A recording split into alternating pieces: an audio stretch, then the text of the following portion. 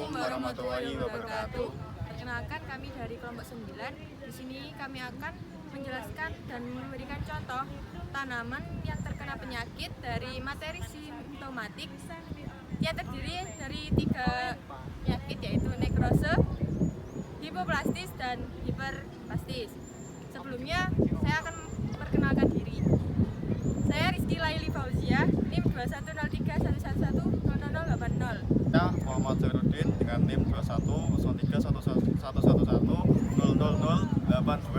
Perkenalkan, saya Diarna Ambarwati dengan NIM 210311110083. Berikut ini adalah gejala nekrose, yaitu penyakit klorus atau menguning pada tanaman mangga. Merupakan penyakit berupa perubahan warna pada daun mangga yang terjadi akibat kekurangan zat klorofil sehingga daun tidak dapat berwarna hijau melainkan berwarna kuning atau disebut juga klorosis. Penyakit ini disebabkan karena daun kurang mendapat cahaya matahari sehingga proses fotosintesis tidak dapat terjadi secara optimal. Ciri-ciri daun mangga berubah berwarna menjadi kuning dan terdapat bercak-bercak coklat. Resiko yang terjadi dapat menyebabkan daun tidak dapat berkembang dan tidak dapat melakukan fotosintesis, kemudian daun akan rontok. Berikutnya yaitu penyakit bercak coklat kehitaman pada tanaman jambu. Penyakit bercak coklat kehitaman merupakan penyakit yang disebabkan oleh cendawan Colectoricum gliosporides pens. Gejala yang terlihat adalah munculnya bercak-bercak coklat kehitaman pada daun yang sudah tua. Ciri-ciri terdapat bercak-bercak berwarna coklat dengan ukuran tidak beraturan pada daun jambu biji. Risiko yang terjadi yaitu buah-buah dapat membusuk dan berjatuhan dan tunas mulai mengering.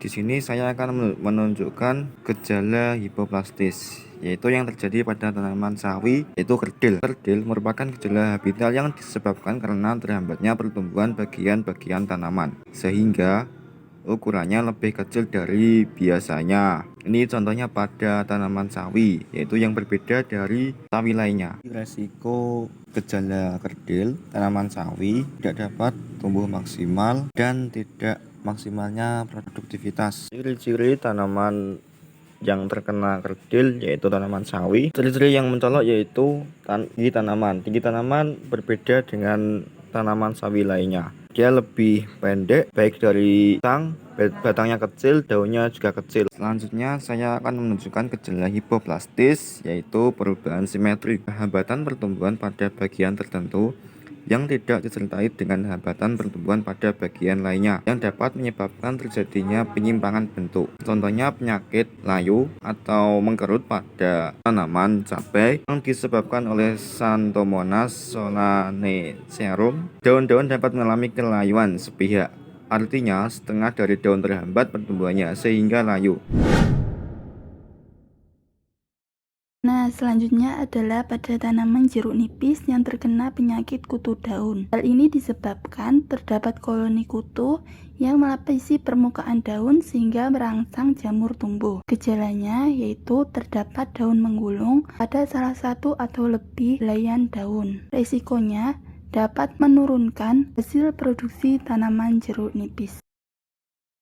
Nah, berikut ini adalah tanaman pulai atau dengan nama latin Alstonia scolaris yang terkena penyakit hiperplastis berbentuk bintil pada daun. Bintil ini umumnya disebabkan oleh bakteri, jamur, tungau, nematoda, atau bahkan virus. Gejalanya dapat dilihat dari daun yang terdapat bintil. Penyakit ini biasanya tidak akan membunuh tanaman, akan tetapi dapat melemahkan pohon dan daun menjadi rontok karena pada pembentukan bintil membutuhkan nutrisi dari pohon.